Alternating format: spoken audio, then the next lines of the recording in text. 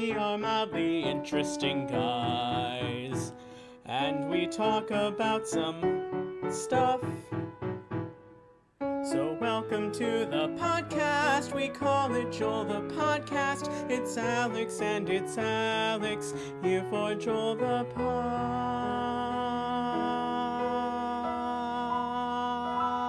Podcast. Hello everybody, I'm Alex. And I'm Alex. And this is our podcast, Joel. Welcome to episode, is this 62?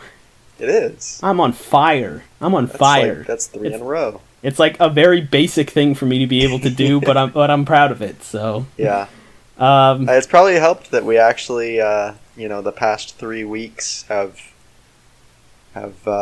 recorded each week. Right. Well, the real problem normally is that I'm never sure from the week before.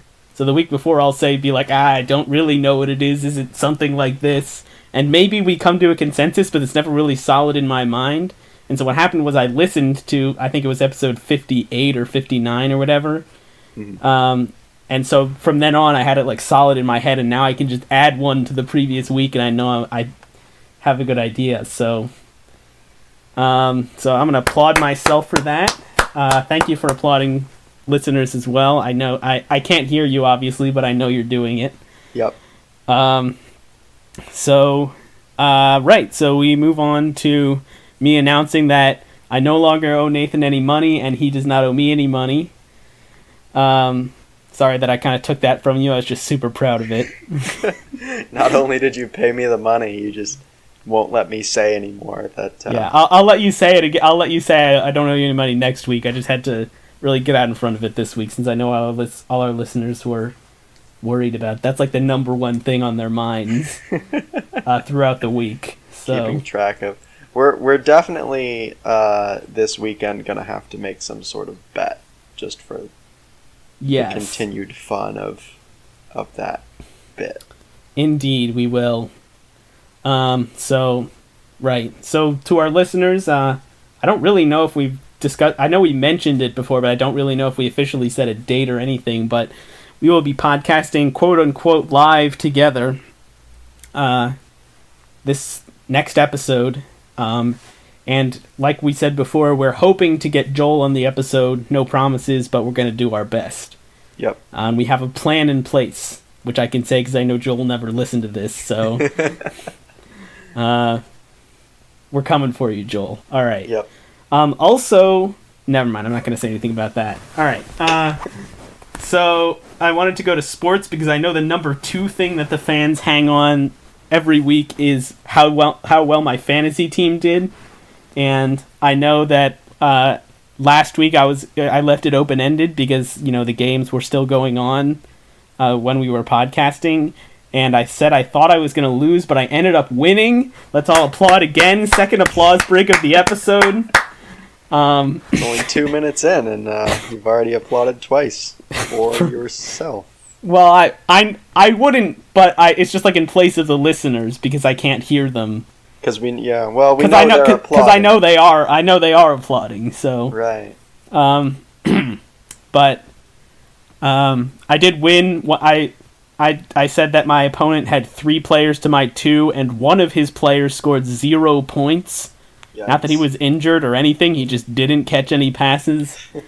And actually, one of my players did not do that well. My remaining player outscored all 3 of my opponent's players combined. So wow, it was a good week for me. So I went to 3-0, and this week, I know I said it last week, but I mean it even more this week. It is not looking good. I'm playing my dad this week, who seems to be one of the only other people in the league who actively manages his team on a regular basis.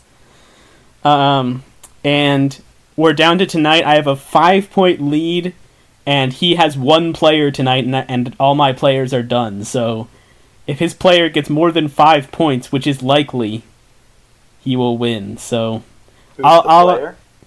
The player is Keenan Allen, wide receiver for the San Diego Chargers, or not San Diego anymore, the LA Chargers. So I'll keep an eye on that, and I'll probably lose live on the podcast, so I'll keep everyone updated. We'll be ready for the third round of applause. Yeah, except that it'll be for my dad and not for me. Yep, I'll actually clap along for that. So, looks like I already lost. Yeah, in fact, I can see that he just caught a touchdown pass, it looks like.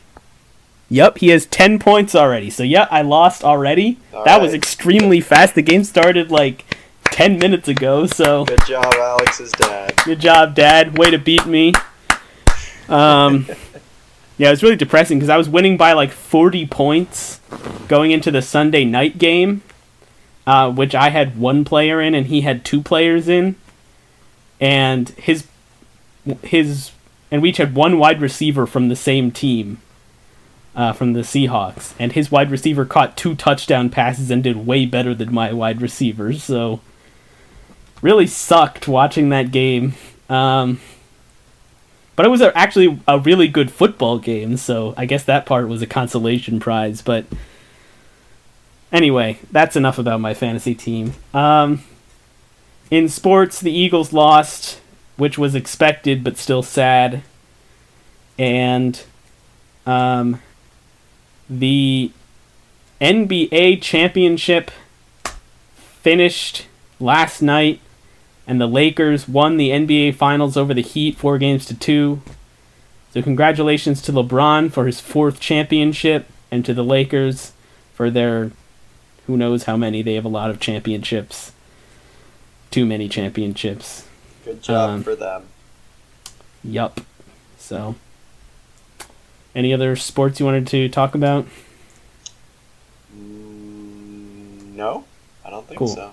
Well, the only other thing of note was that the NFL has been kind of reeling from teams getting COVID-19, and not this past week, but the week before, the Tennessee Titans game was postponed until later in the season because they had an outbreak of COVID-19, and they've kind of just had positive tests trickling in throughout the week, and so there was questions as to whether they would play this week, and they had a positive test on Sunday morning, and the plan previously already was for them to play on Tuesday, as in tomorrow, at the time of recording, yesterday if you're listening to this when it comes out, and then the positive test happened on Sunday, and the NFL announced that they would still play on Tuesday.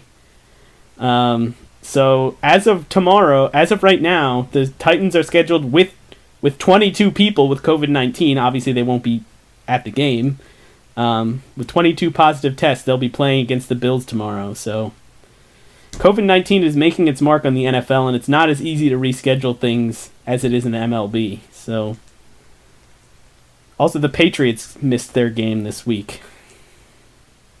So it's kind of Cam Newton got COVID, didn't he? Yep. So it's not a big mess yet, but it's pretty close to becoming one. Right now it's a little mess. So we'll keep an eye on that. But that's it for sports. So, did we receive any emails this week? I remember seeing some email notifications, but I think it was just from like Patreon and stuff. Let's see. Oh, actually, so to answer your question first, no. But then to actually answer your question, kind of. Because that's what I like to hear. Getting emails from Quora, which... of course, we signed up for recently in order to do our last episode, which went well, so that was a good call. But they email us stuff pretty regularly, and the sender of the emails is not Quora. It's like some subsection of Quora, so like one of them is from the art space, right? Which is like the art section, and then there's like poetry and short stories, and so on. And they're all, I think, digests of like questions that have come in recently. Uh-huh. So when I first saw this email, which is from the art space, and the subject line is "Hello, and do you like my drawing?" and the body of the email is some drawings, I thought we had some listener who had just sent us some of their drawings, and I was nice, pretty impressed with the fact that somebody would do that, and you know, some of the drawings are all right. But then I scrolled down to the bottom, and it was very, very clear that it's kind of like that sort of automated, this email was sent by this. You were sent this because you were subscribed to this. You can unsubscribe or click this link or whatever. Right. So, anyway, bad job, Quora, for sending us so many annoying emails. Let's all our listeners just send Quora a bunch of emails complaining about their email notification system. And let's all boo them. I'll boo for the listeners right now to boo Quora. Boo! So I know all the listeners did that with me. So take that, Quora. All right. If I remember, and well, I should say I'll probably remember, but if I'm motivated to, and I'm editing this podcast, what I'll do is take that sound bite and duplicate it a couple of times so it sounds like there's multiple people booing. That would be great. Yeah. Because there will be multiple people booing. Yes, of course. It's just a better representation of what's actually happening. Right. But for the listeners, if I didn't do that, I'm not sorry, and I just decided I didn't want to. We know you're not. We know you're not surprised. So right. No need to send us an email about it, like a snarky email being like, "I'm not surprised." I mean, actually, please do that because we would love to receive an email from you. So yeah, it's been a little. We haven't received an email now in almost 2 weeks. We're so lonely. We were actually posting episodes during that time, so. And I think the quality has been pretty good, so no thanks to you, listeners. Get no credit. So, there you go. And I think we have another good episode in store today, so. Well, that's optimistic. Let's, real quick, before we get to that, I wanted to talk about this podcast that I've been listening to. Okay. It's called Review. And it is basically... So I started listening to this podcast when it came out, which was like November or September of last year. I don't remember. But I kind of stopped once I started working from home for some reason. And there was no specific reason. But this week I've kind of went through the backlog of all the episodes that I didn't listen to yet. And first of all, great podcast. Everyone should go check it out. It's very funny. But I have a couple comments from it. So first of all, they have a theme song, I guess, kind of. They play the chorus of Paul McCartney's song "Fuh You" at the beginning of every episode. And if you've never heard the song, at the end of the chorus, the title line comes where Paul McCartney's like, "I just wanna fuh you." Except they sing over it and they sing, "I just wanna review." So it's like, because the podcast is called Review. And on a recent episode, they said that they don't like pay anyone for that, and they haven't gotten demonetized or anything, which makes me say, what gives? Our video is demonetized for like 5 seconds of a song. Is Paul McCartney just not care about this podcast that has thousands of subscribers? I think what we should do in the future, when we do the song game, we need to just pick a point in the song and sing the word "review" over whatever word is in the song. What we need is you should just cut that clip of me singing "review" 1 second ago and just insert it into the song randomly, and then we should be good. That might actually be worth the effort. Even better if one of our listeners does that for us with the audio that we publish. Right. Just clip out the review and email it to us as an attachment. Yeah, we can't be bothered to do any of our own editing, and by that I mean Nathan do any of our own editing, so... Yeah, it's a lot of work, which is why episode 60 has still not been released. We'll get there. Yeah. Will this episode be released before episode 60? Probably. Alright. I mean, almost certainly we're going to release at least 2 more episodes before episode 60, because I'm probably not going to do the editing while you guys are here. Right. Makes sense. So, this episode and the next one, probably. Sounds good. We haven't gotten any emails, which means I don't think anyone cares that much. Yeah. I mean, to be fair, David was in episode 60, and as far as I know, he's the only one that listens anymore. So. Right, and so he probably isn't that upset that yeah. Yup. Alright, I could close this. I don't need to continually look at my fantasy team losing. Let's just make sure I'm still recording, though. Yep. So, alright, and then another thing was, they mentioned on their podcast, not really related to their podcast, but in general, that you can buy YouTube subscribers. Did you know that? Because I really didn't know that. I think I had heard of something like that before, where you can pay and like a bunch of bot accounts will subscribe. I don't think it's like real people. They don't do anything. Right, yeah, it's not real people. It's just the number will go up.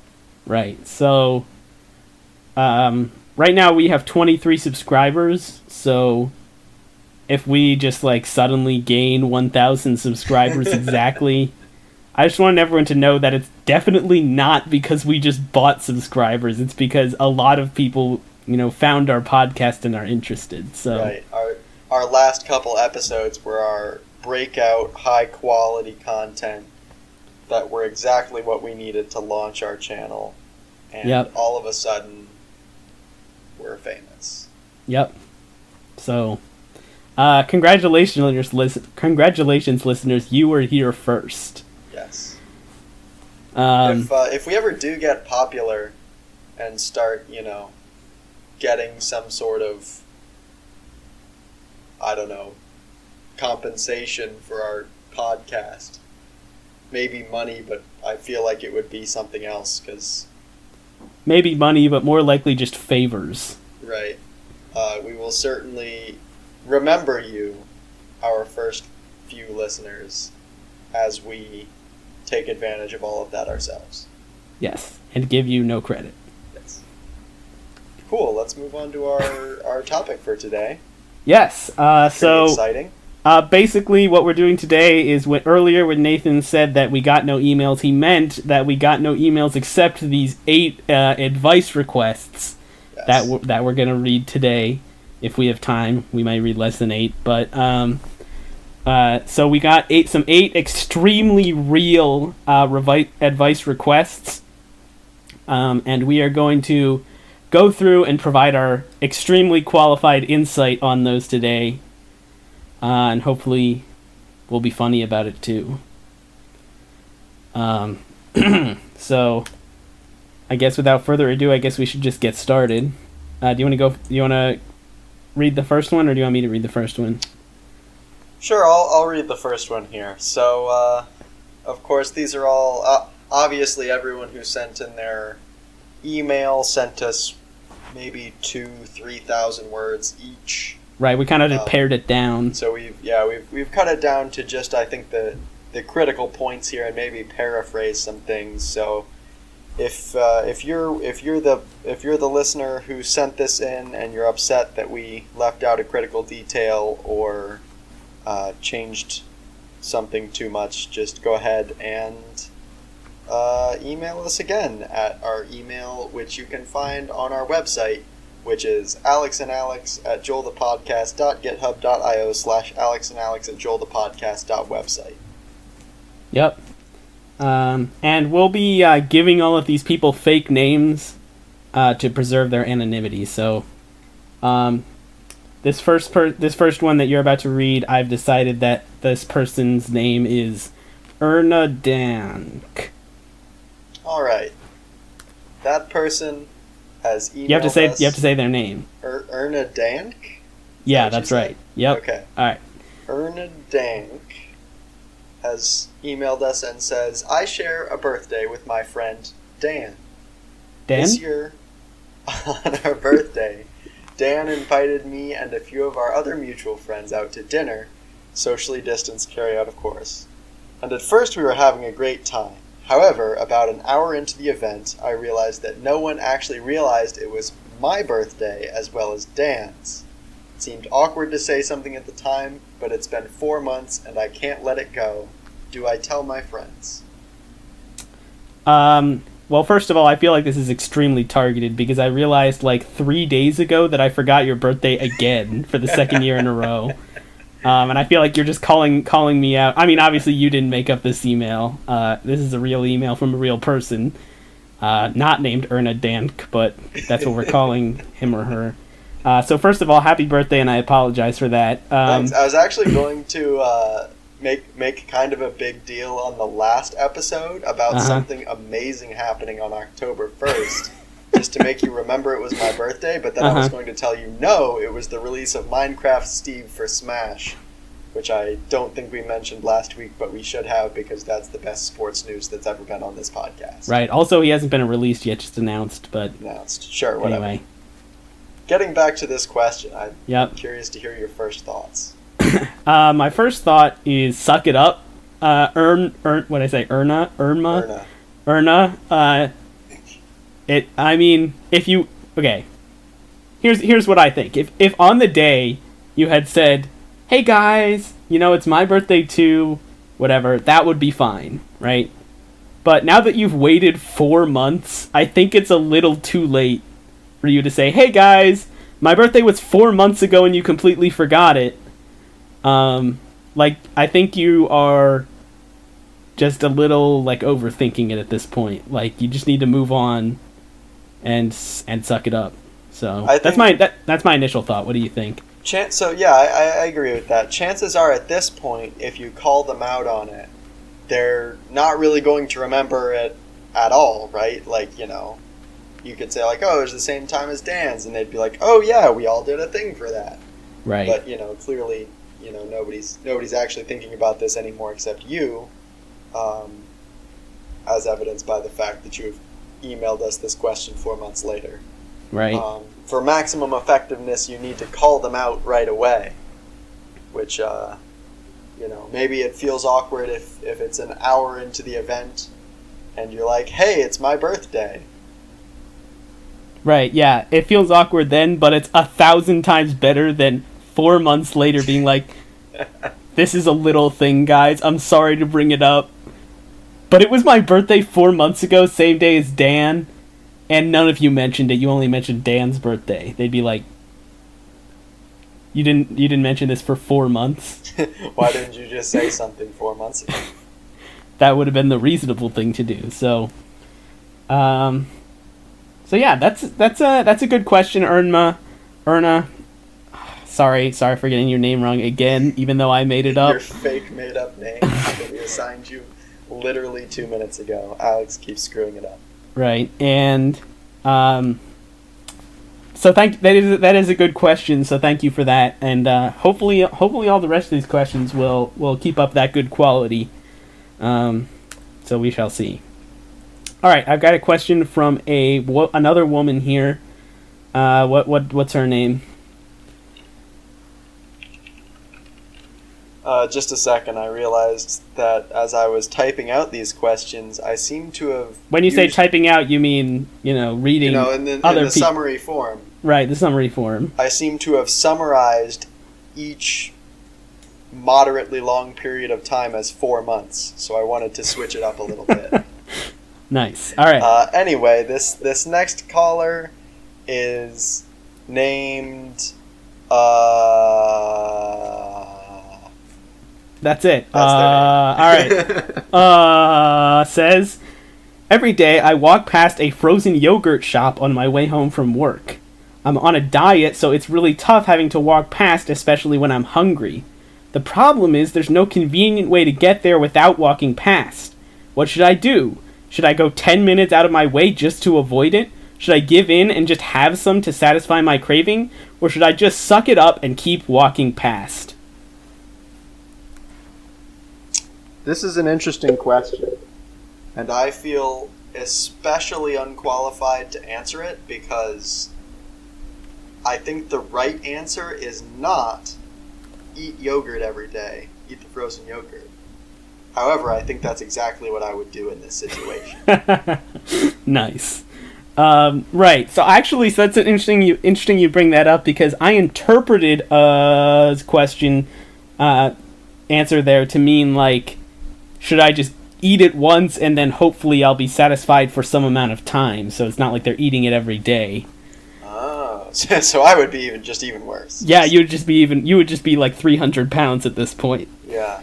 So I guess if your choice is eating it no times or eating it one time, then well, it's probably not one time. It's just one time, and then like you see how long it can last before another time. Okay, so I will answer this question with a question. Yep. And that question is essentially, what is your level of self-control? Because I think the correct response here is to eat frozen yogurt every time you give in to your desire to have frozen yogurt. Uh-huh. So either you need to accept that your self-control is not high enough that you can subject yourself to that question that many times. Right. Or you can probably responsibly say no most of the time and continue walking on that path. Right. So, I mean, so here's my thought. My thought is this. This depends upon how much values her, keeping her diet. Like, for some people, I feel like that a diet is just kind of like, something they do to feel healthy, right? Right. Which is like, that's less important. Whereas for some other people, it's actually pretty important for their health that they maintain their diet. So I would say if it's very important that you maintain your health, you should just take the extra 10 minutes. You get some extra walking time in there, additionally. Yeah. And just go out of your way to avoid it because honestly, the worst option to me seems like just sucking it up and keep walking past because, that's like psychological torture, honestly. Like every day, that's like being hungry for dinner and every day you have to walk past and smell like, street food that you really want to eat on your way past and can't eat. Like that, that's rough. That's terrible. So if it's really important, I would say go out of your way to avoid it. And that's not 10 minutes isn't a huge deal. And if it's not a big deal, I would say try to maybe factor in that yogurt into your diet. So eat the yogurt every once in a while and then just don't eat something else another time. Yeah, that's pretty solid advice. I immediately forgot that there was a diet in play here. So I'm going to slightly. Well, I don't you were know, just like, why wouldn't they eat the yogurt all the time? There's no downside. That makes your answer make a lot more sense now. Yep. So okay, let me try and give a slightly better answer that's more informed by the question. Uh-huh. So it's still not maybe a good answer, but it is something to consider at least. It's another option that you have. Right. So I think you had a good point that there's two kind of categories of reason that you would be doing a diet. And it would be either medical necessity. Right. In which case, probably take the extra 10-minute walk. Right. Or health conscientiousness. In which case, I say, take the same path. Have the yogurt as much as you want. But if you have the yogurt, you should also jog. It sounds like you almost copied my exact answer, except instead of at the end where I said, like, don't eat something else, you just said jog instead. Yep. No, you don't get the bit. You're supposed to deny it. That makes you look even more, and then we have, like, an argument, but I guess it's too late now, so... it was just such a good idea that I took it. You're supposed to say, no, this is an original idea, and then I point out how similar it was to my idea, and then it's like funny.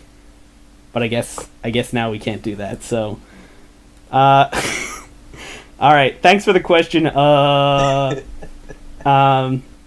And you're welcome for the advice. Let's hear the next email. Is this from a man or a woman? By the way, if you do pick to either eat something else when you eat the yogurt or to jog when you pick the yogurt, please let us know which you pick. Yeah, so, I mean, obviously whichever one you pick, one of us will owe the other person money. Yes. Like cash. And you can determine how much that is, so... Yeah. You could make one of us go bankrupt if you wanted to, honestly, so... That would be cruel, but that's the rules. There's the rules. Alright, I don't know if that's actually explicitly stated yet, but it probably should be. It's kind of falls under Rule 1 or whatever that rule is that would be relevant here. I assume you know what rule I'm talking about. I'm trying to find the rules now so that I can open them and try and figure out what you're talking about, because I have no idea what you're talking about. I'm referring to rule number 3 specifically. Okay, I think this would fall under rule number 3. Yeah. Okay.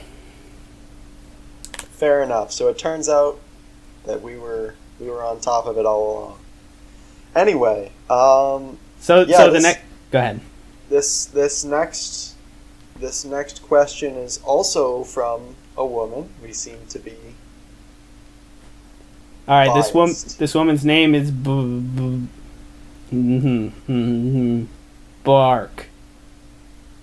Dog. That's the name of the woman. All right. We are great at this.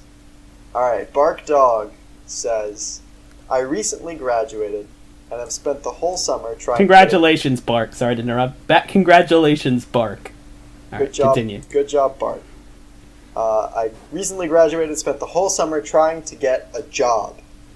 Tried everything from elementary school teacher, my field of study, to air traffic controller, through family contacts, to waitress at Applebee's, which is her favorite restaurant. I'm very qualified, but the problem is whenever I make it to the interview, I forget how to speak coherently. One moment I'm introducing myself, and the next it's like I'm 3 years old trying to communicate in my second language. Right. How can I perform better in job interviews? That is an excellent question. Thank you, Bark. Yeah. So this problem is actually more common than you would think. It sounds kind of like a ridiculous, and by that I would assume that you would think that this would not be a problem for anyone because it's super weird. But clearly it's a problem for at least one person, so more common than you think. Flawless logic there. Thanks for the laugh. I'm just trying to stall so I can think of a good answer. Yeah. My first thought is this is pretty hopeless. What are you gonna do? I mean, okay, so the number one thing is practice. That's the first thing I can think of. So you need to get some practice interviews in with maybe friends or family, acting as an interviewer, someone who you trust not to make fun of your absurd conundrum, and have them interview you and see if you turn into a baby, mentally speaking, in that scenario as well. And if you do, I don't know yet, but if you don't, then you can try to imagine normal interviewers as your friends or family, and thus get around your mental block. So while I continue thinking, let me hear your thoughts. I mean, just before I answer the general question, I think your last point there is pretty good general advice for everyone, just, in regardless of whether or not you're having trouble with interviews. And that's to imagine your employer as if they were either your friends or family. And I've commonly been told, I definitely don't do this myself because why would you think that I would do this? I don't do this. Right. However, I have heard that some people... Right, not you, though. Not me, though, and not including me. Some people picture their employer as if they were their dad, and they address emails to them as Dear Dad and then the email. And then before they send the email, they get rid of the Dear Dad part because they don't want anyone to know. This is just what I've been told. They don't want anyone to know that this is what's going on. Right, and I assume, let me just clarify, I assume you do exactly this, except you don't remove the dad at the afterwards. Yeah, no, I'm open about this. Right. And to everybody as far as the dad stuff goes, that's a pretty, I mean, that's common. People do that. So, right. You know, I think some people might have, you know, some confidence issues surrounding that, but you know what, that's fair, and those people absolutely should have confidence issues because that's I'm not going to say anything. It's definitely a normal thing to do. So definitely that's kind of related to what I said. So I've now come around to the conclusion that if it does not work, where your friends and family interview you and you still talk like a baby, I would say that your next best option is the arts. So if you play an instrument, that's a good medium you can use here, or if not, I would recommend learning to do interpretive dance. So if you play an instrument, obviously I assume you're professional quality. I don't know why you would be playing otherwise. And you can kind of play something that's gets your message across in an emotional way, and that's obviously all employers care about is the emotion, the emotions of the interview. Hold on, what? Are you saying that they should turn to the arts for their interview skills for non-arts jobs? Absolutely, yes. I'm saying like if you go to an interview for a programming job or your school teacher job like you mentioned, and if you can't talk, just bust out the clarinet. Play an emotionally moving tune that gets your message across, and I think that your interviewers would be very impressed, and they would understand what you were trying to say, even though there were no words. Yeah, for sure. And just let me finish real quick. A similar thing applies if you can't play an instrument, just use interpretive dance. I believe that's an especially effective way of communicating non-verbally. So. Sorry for bulldozing you there. Were you going to say something else? Well, I mean, I was just going to say, I'm glad I clarified that then, because at first I thought you were giving this ridiculous advice, but that's pretty solid then. Thank you. Don't switch your career path just because you can't do interviews. Instead, switch your interview technique. That's what we're getting at. Right, and I'm actually playing the clarinet, dancing interpretively, doing some paintings. All in the interview setting to communicate your very real and specific interview points. Right. And another thing that I think is important here is that if you're going to go the art route, really, you do not, this is a common mistake, you do not want to bring a resume, because I think that just gets in the way of the point you're trying to make rhythmically or otherwise. A true artist wouldn't be doing it for the job. Right. Well, yes, exactly.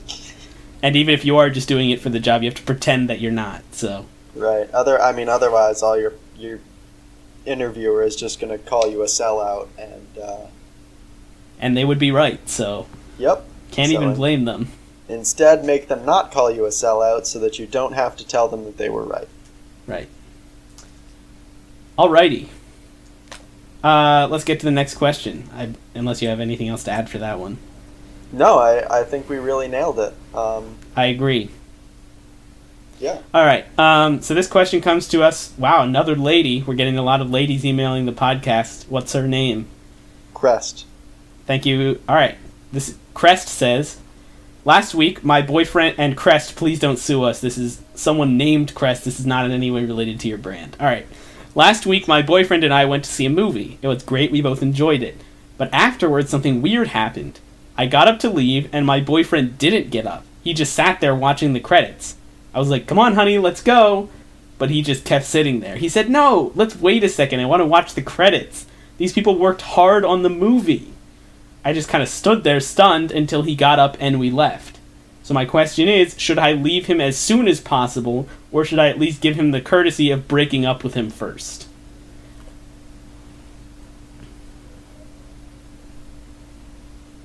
You're shaking your head. I don't think you can go with the breakup here. I think you just gotta go.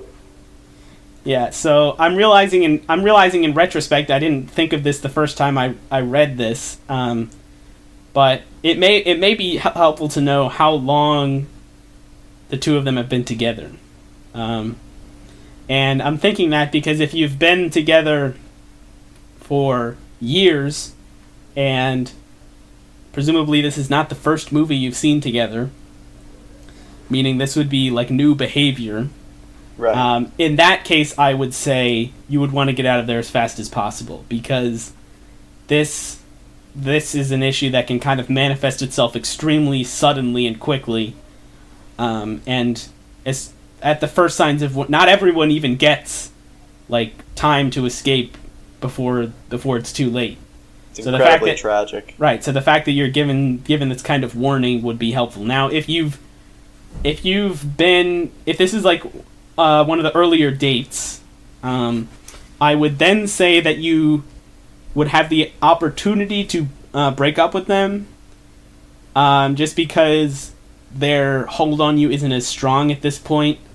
So you've got a little bit of leeway, and when I say a little bit, I'm talking about minutes, really. So you don't want to spend more than like 2-3 minutes max giving the breakup speech. You've got to be really conscious of the underlying danger here and not let yourself get sucked in too far. Right. I mean, this is serious stuff we're talking about. Just sitting there at the end of the movie, that's some serial killer stuff. Right. And another factor to consider is you do have more leeway in this scenario depending on whether he was only watching the...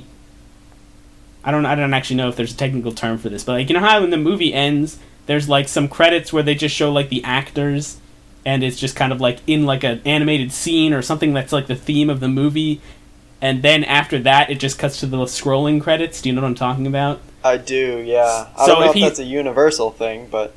If he's just watching those initial credits, I would say that you have a little more leeway, like, as far as the breakup in person, if you want. But if he's watching the full credits, then I don't even think that you should ever see him again. Like, you should try to sneak out while he's asleep, is kind of what I'm thinking. It's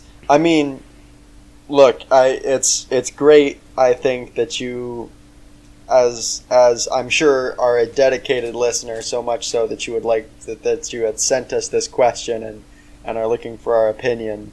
That's awesome. I'm all for that. I don't mean to discourage anyone from ever emailing us. That's the last thing I would ever do. But this is something that you probably really need to take to your movie theater professionals to really deal with. Because this is such a touchy situation. It's very, very specific to each individual situation that there's maybe some factors that we haven't even been considering, like what movie was it? What was the runtime of the movie? Are his legs asleep? Maybe he's not able to stand up yet. Is this just a false alarm? Right. That's a good point. Yeah, although we're qualified in many fields, this is not one where we're like experts. Yeah, we've definitely had some movie-related incidents in the past, so...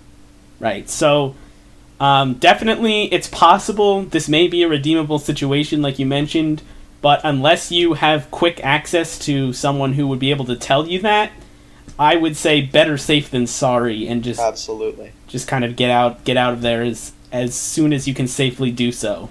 Yep. It's a risky situation, so better safe than sorry. I say just be gone with it. I went to go look at our podcast time, which is 44 minutes already, but nice. It made me realize that I forgot to buzz in the beginning of the episode. So I apologize to you mainly because it will make it harder for editing, but also to all of our listeners because I know that is something that they look forward to every episode. So you can actually just edit this in at the beginning if you want. Otherwise you can just leave it there. So all right. I mean, I do appreciate that you remembered. I did have it in the back of my mind at the beginning. I wasn't going to call you out on it or anything. I appreciate it.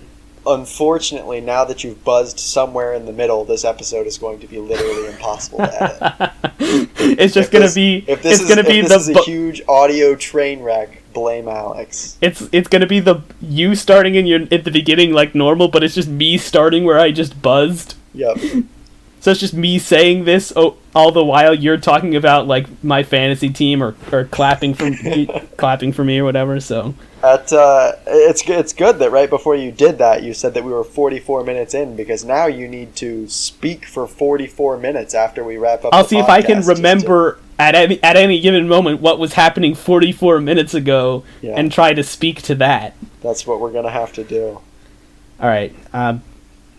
So what I'm going to do is I'm going to finish the podcast normally and then kind of splice that on the end after we finish recording normally. I'll talk for the 44 minutes and then splice the actual end of the episode after that. So the listeners, hopefully the listeners actually won't know anything happened. Yeah, but I mean, ideally to them it'll sound like we started the episode normally with no buzz, and then somewhere in the middle there was a buzz. But there's no, like, break in...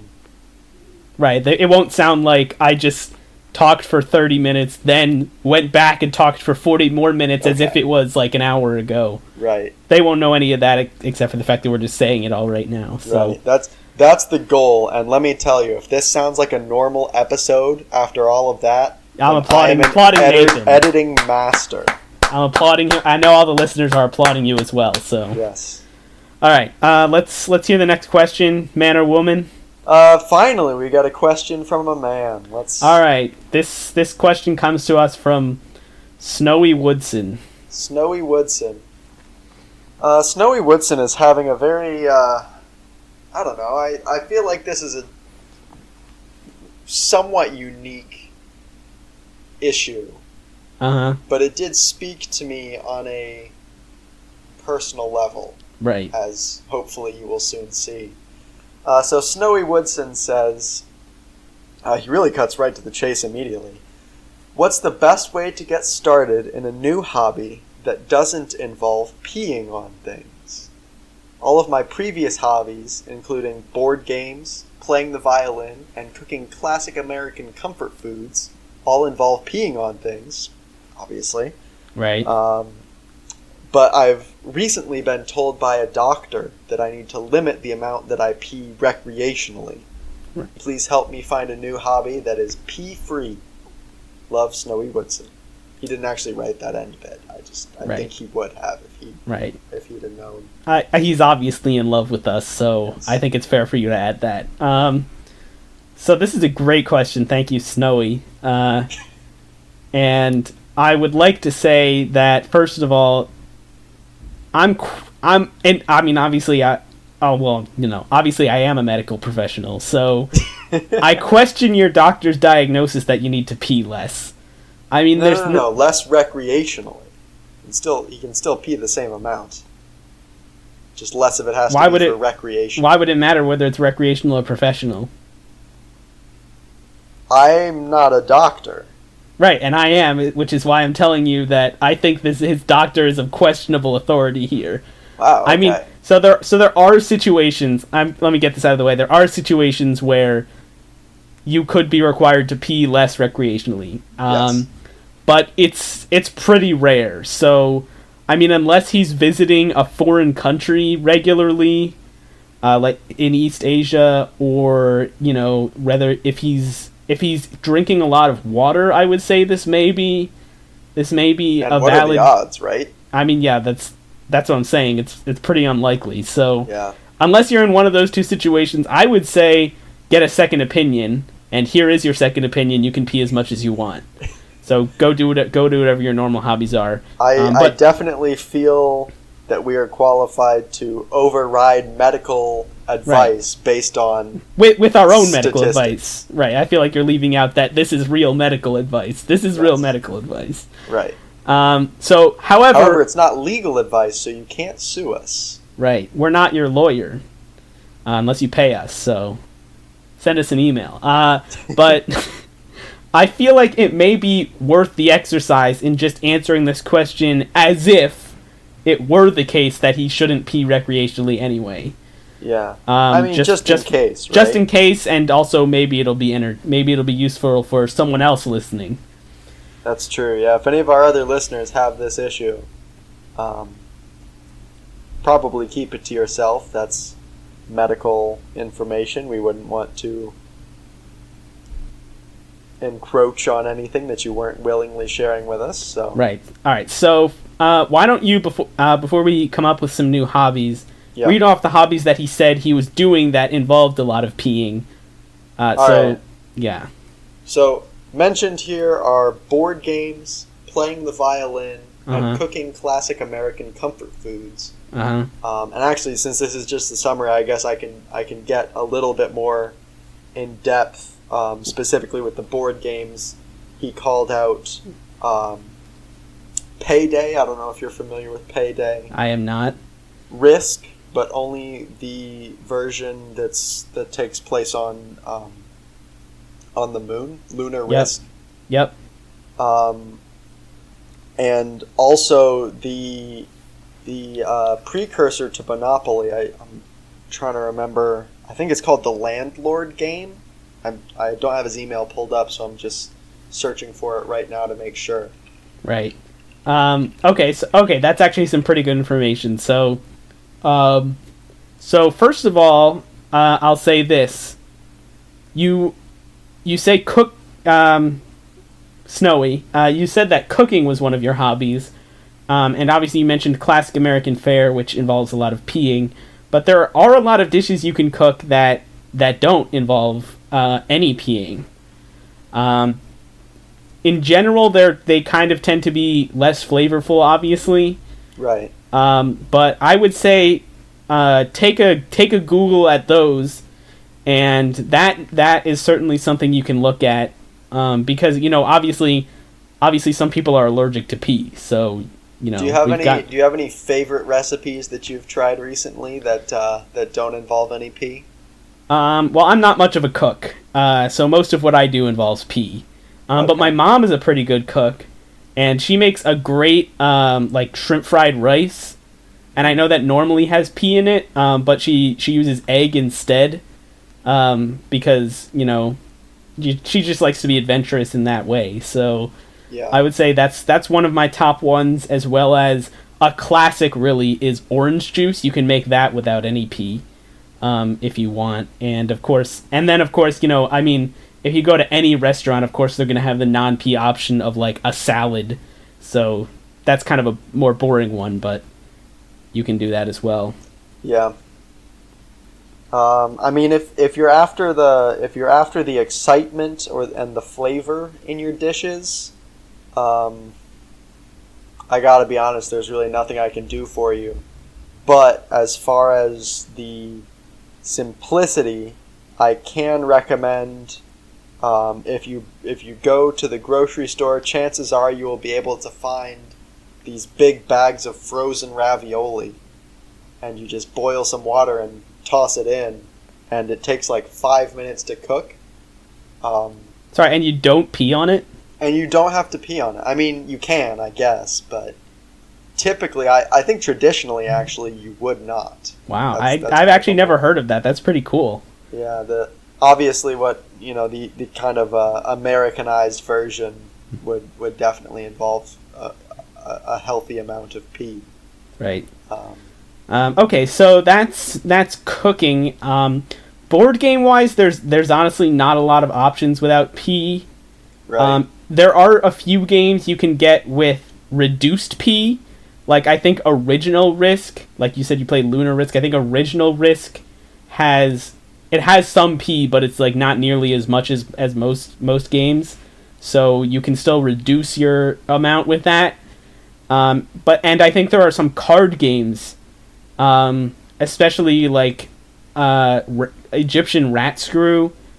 I know the more standard one that you hear about is like Somalian rat screw, which does have some peeing, but I think Egyptian rat screw there's no peeing, and yeah, some people think it's just as fun. Personally, I don't like it as much, but it may be worth checking out. Yeah, that's fair. Yeah, I think on average you tend to find that kind of the older, more classic games do have little to none, in fact. It's kind of weird. It's like I feel like what did these people do back in the olden days without the pee? Like it seemed like, and they must have just had such boring lives. Yeah, you gotta. There's like so much time. I guess maybe did they work more? I guess it's possible, but I mean, what kind of jobs would they be doing without pee?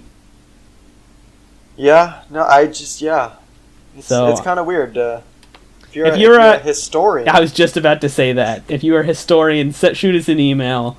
Let us know what the olden days were like with reduced peeing. Yep. All right. Thank you for the email, Snowy. This Snowy next Woods. Email, what? Snowy Woods. Right, Snowy Woodson. Yep. This next email comes to us from another dude. What should we call this dude? You're not gonna believe this, but he's also named Snowy Woodson. It's a completely different person, no relation. Yeah, amazing. Also named Snowy Woodson. All right. Snowy Woodson writes, I broke up with my ex-girlfriend 1 month ago. 2 weeks after I broke up with her, I started receiving a playing card in the mail every day. There doesn't seem to be any apparent order or pattern, but it's a different card every day. Obviously, I'm building a house of cards as I receive them, so my question is kind of split into two. First, if I stop receiving cards before the house is complete, what should I do? And on the flip side, if I continue receiving cards after the house is complete, what should I do with the extra cards? I actually have no idea what you would do with extra cards, but it is very easy to know what to do if you don't have enough. And that's obviously to get back together with this ex-girlfriend, be with her for a couple more days to weeks, and then split up again.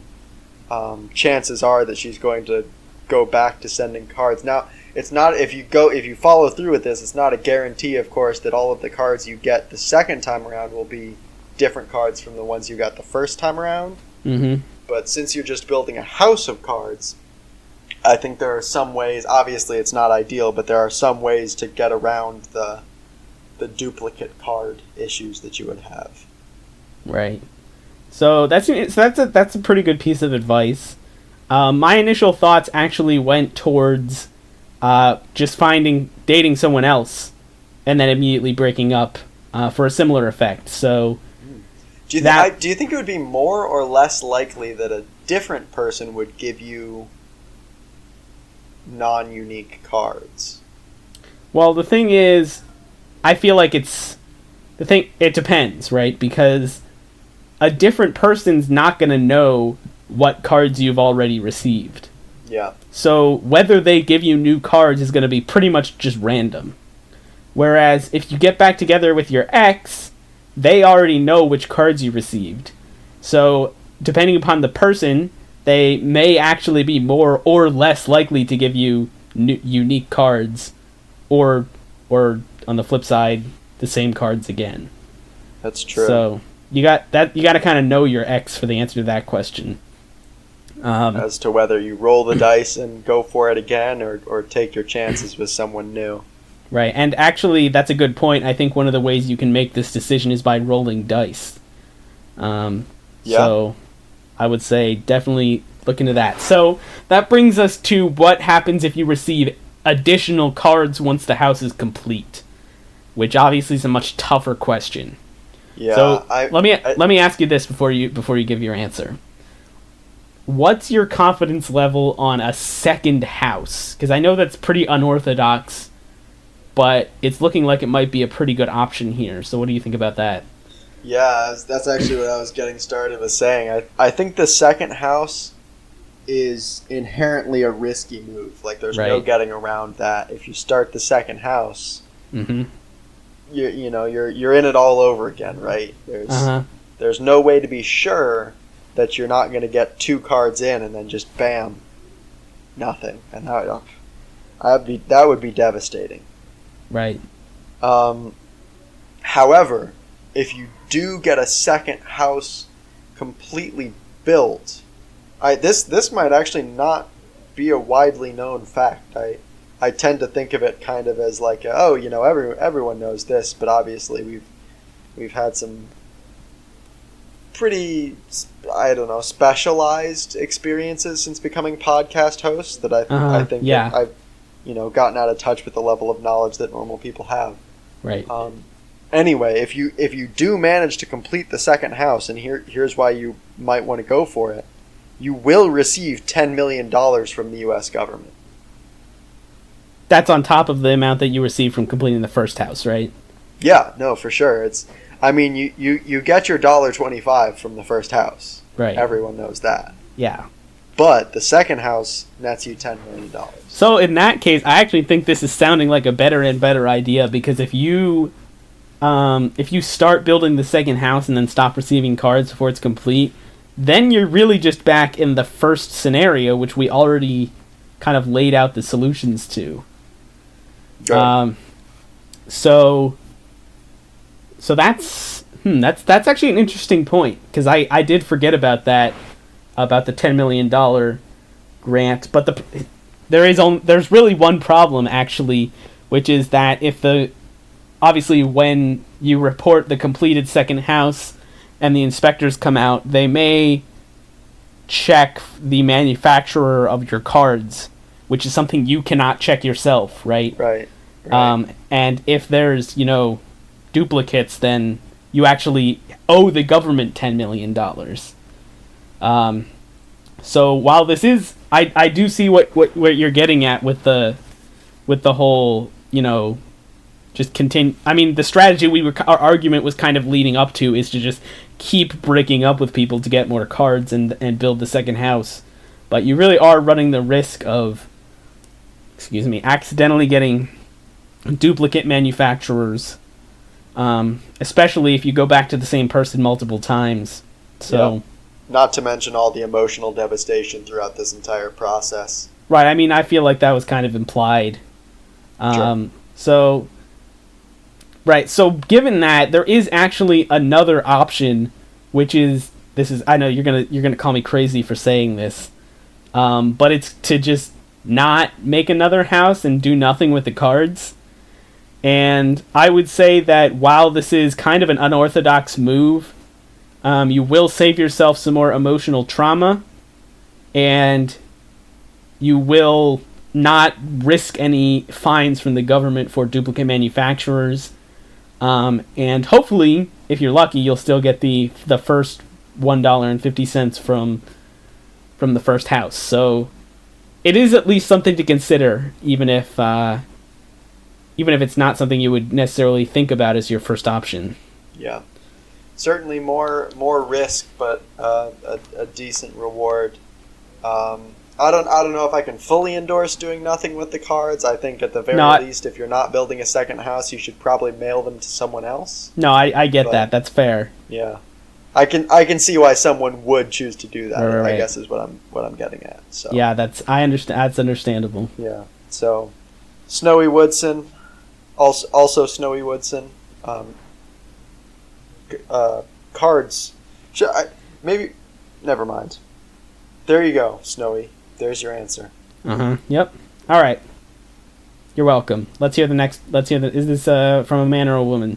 My final question is from a man. All right. Thank you for the email, Benjamin Franklin. Benjamin Franklin. Is this the real Benjamin Franklin? What are you talking about? There's no one. I don't know anyone actually named Benjamin Franklin. Okay. It's just a name I made up. Oh. That sounded familiar. Do you actually know someone named Benjamin Franklin? That's pretty funny. I feel like maybe I went to elementary school with someone named Benjamin Franklin. I guess now that I say that out loud, though, I don't know why you would have known them. So. Right, yeah. So that's pretty funny, though. If you're actually named Benjamin Franklin, send us an email, right? And we'll give you a shout out on the podcast, because that would be a funny coincidence. But that would be pretty good. And if you happen to be in this same situation too, I would give you $1. Right. If you were named Benjamin Franklin, and in this situation, which is, Benjamin Franklin's cousin had a child somewhat recently and named him Greg. The problem is, I've always wanted to buy a 1984 Honda Civic, paint it neon gray, and name it Greg. I've been saving up for years, and yesterday was finally the day when I had enough money. I even found the perfect car to buy, and I'm ready to pull the trigger if not for my cousin stealing the name. Is it okay to ask her to rename her son Greg? Not Greg.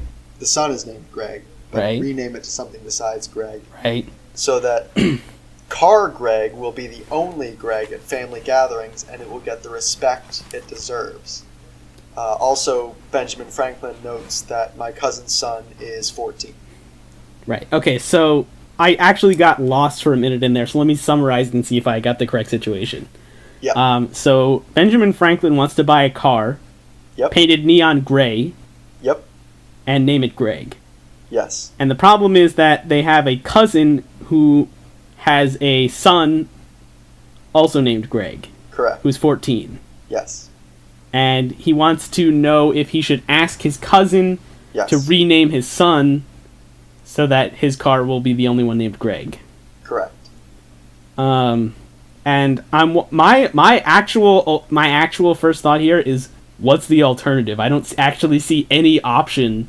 I mean, so first of all, you have to buy the car, right? You can't not buy the car. Yep.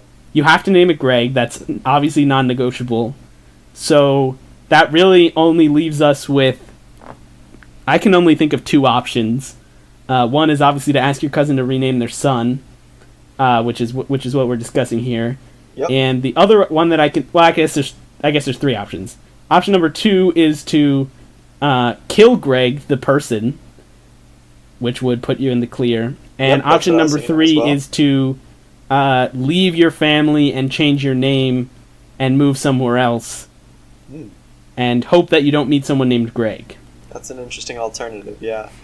I was really only considering the first two, but now that you brought that up, I'm going to have to think for a minute. So Right, so while you're thinking, I will say my opinion, which is that option number 1 is overall the best option. Because if you kill Greg, then not only do you have to go to the funeral, which is super annoying, because you can't get the car till after the funeral, otherwise it's insensitive. Yep. You also have to deal with, your cousin being upset for quite a while. Most likely, especially every time she sees Greg the car. And number 3, you may be prosecuted and thrown in jail by the police if they find out what you did. So, overall, that's not an ideal option. Now, moving away is a better option than that, because, there's nothing illegal about doing that. The only downside being that you will not know anyone and you'll have to leave behind everyone you've ever known and loved.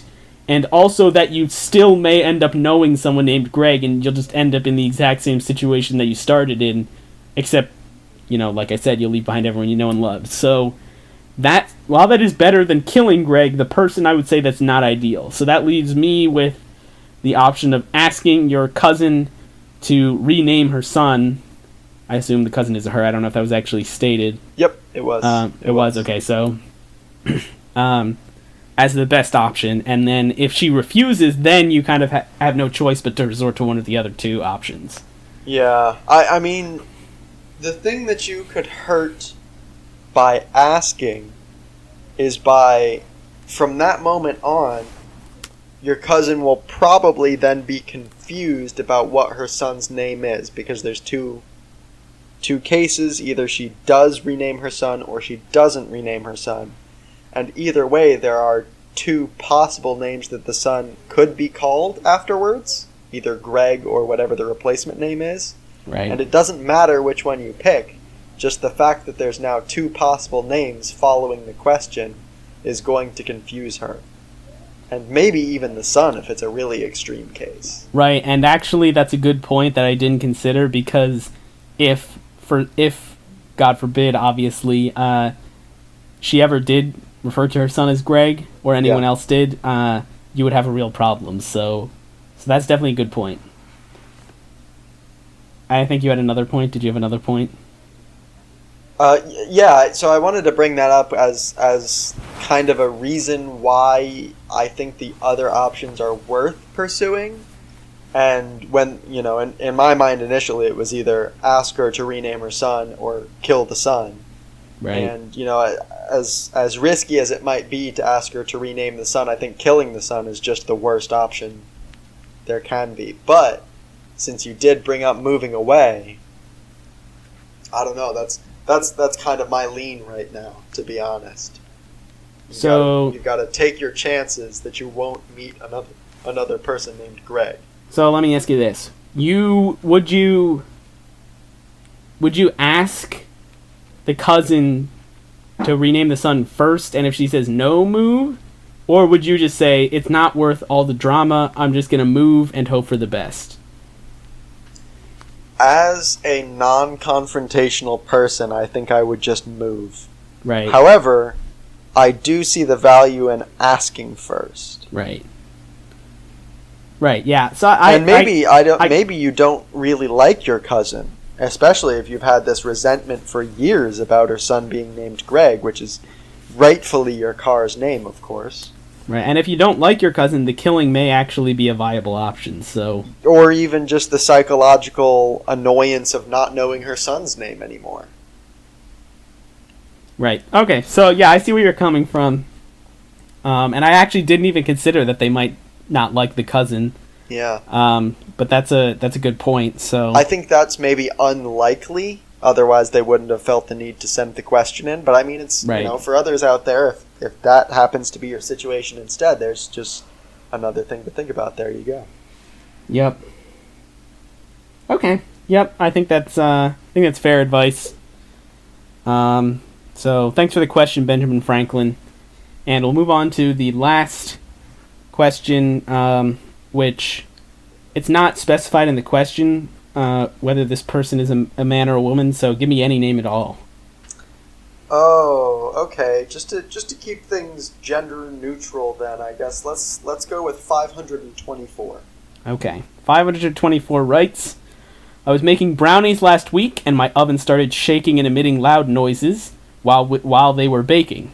I got out my anti-oven possession kit, thinking this would just be a routine cleanup, but then the oven started glowing. Obviously, I was not ready for this. It's not in the handbook. So I decided to just lock down the kitchen and call pest control. The problem is, while I was on the phone, the demon burst out of the oven and destroyed my entire apartment building.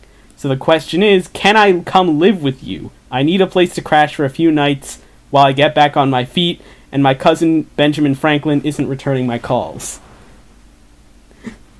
Sorry, I added that last part because I thought it was funny. Their cousin isn't really Benjamin Franklin. Oh man, can you imagine? What a good touch. So at first I thought, man, it's lucky they're contacting us, the oven possession experts, right? Right. But turned out it was too late. Yeah, that's rough, and sometimes that's just how it goes. Yep. I've lost many an apartment to an oven demon, so I'm with you there, 524. Yeah, just keep that in mind for the future. I know you said you were calling pest control, and sometimes that works, sometimes, and in fact this case I think that's really just the rookie mistake, right? I would definitely, for anyone else out there in this situation or who might eventually find themselves in this situation, 100% please email us first. And again, our email can be found at our website, alexandalex@joelthepodcast.github.io/alexandalex@joelthepodcast.website. Normally we would recommend, of course, that you use I am a dumbass for the subject line of your email, but in the case of oven possessions, I think it's fair to say my oven is possessed and I am a dumbass. Right. Just to really, alert us to the fact that it's a bit more time sensitive than our usual emails. Yep. Anyway, that all out of the way. I would have to say 524. That I'm usually a little bit suspicious of people coming to live with me, but since you are a person from the internet, I have to trust you implicitly, so... Especially since they're a listener of the podcast. Right. I suppose the answer then is yes. Yeah. So why don't you just say your address here on the podcast, and then edit it to, so it's, bleeped out, so no one else will know what the address is. So just say your address. So I'll have to make it so that 524 can hear this, but I think everyone else is just going to hear some, I don't know, a song or something. Right. So, all right. So for 524, my address is. We are mildly interesting guys, and we talk about some stuff. So welcome to the That podcast. Is a long address. We call it Joel the Podcast. It's Alex and it's Alex here for Joel the Podcast. Oh my gosh, it's still going. And once you get here, you're going to have to ring the bell, because I rarely leave these days with the quarantine and all. So, right. Just once again, my address is... We are mildly interesting guys, and we talk about some stuff. So welcome to the podcast, we call it Joel the Podcast. It's Alex and it's Alex, here for Joel the Podcast. Sorry to interrupt you here. I thought you said it was last time, but this time you said it was podcast. It's Alex and it's Alex. Sorry, that's my bad. I moved not too long ago, a couple months now, and it's a very very similar. It just the number and the street name changed, as well as the city and state and zip code. So easy to mix the two up, I think. So just for clarity, let me get this out a third time. My address is... We are mildly interesting guys, and we talk about some stuff.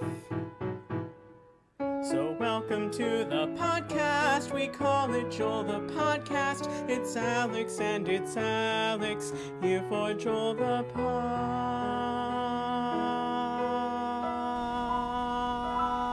Podcast. And again, you've got to ring the bell when you get there. That's confirmed. That is my address. All right. So, sorry for the laugh. I don't know why I'm laughing. I think it was just the silly mistake you made. I feel like an idiot. Rest assured, I know where I live. Right. I would also offer my apartment, but I think you are closer to Nathan's location, and since he offered, I'll just defer to him. And also, I will be visiting in a few days, so I guess I'll see you there. And looking forward to having 524 as a guest on the podcast. It's just Joel. Oh no, we revealed 524's identity. All right. So thank you for that question, 524. And we look forward to seeing you. All right. So I think that does it for the advice emails we are going to cover this week. As always, please send us your thoughts on the episode, as well as any advice questions that you may have, listener. And I'm going to let down the facade for 1 second, because I feel like this episode and last, we've kind of hit the sweet spot as far as absurdity-wise. And yeah. I think I may want to continue this way in general. So if any listeners want to chime in and say they liked it or they didn't, that may be helpful. So yeah, this will probably become a more frequently recurring thing than some of our others. Probably still want to have some straight episodes every once in a while just to talk about stuff. Right. But so, all right. The facade is back up. Good job, us. Yeah, so just blacked out there for a second. So thanks for listening, everybody. I'm Alex. I'm Alex. And this is our podcast, Joel.